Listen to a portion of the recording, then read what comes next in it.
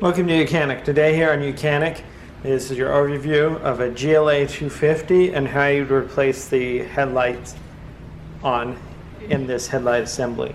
This right here, this is an LED, not replaceable except for replacing the whole unit. Okay, then up here is where your blinker light mechanism would be. Down here is your high beam and low beam, or not low beam. Right here is your high beam and daytime running light, and here is your standard low beam.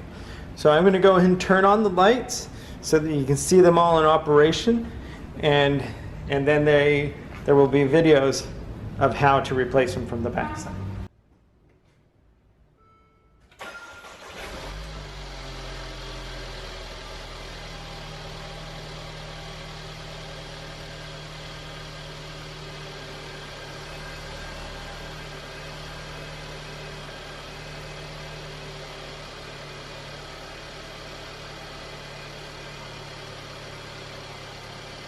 So we see them all on in operation, the low beam, the high beam and daytime, and the blinker, and this is your marker light, clearance light.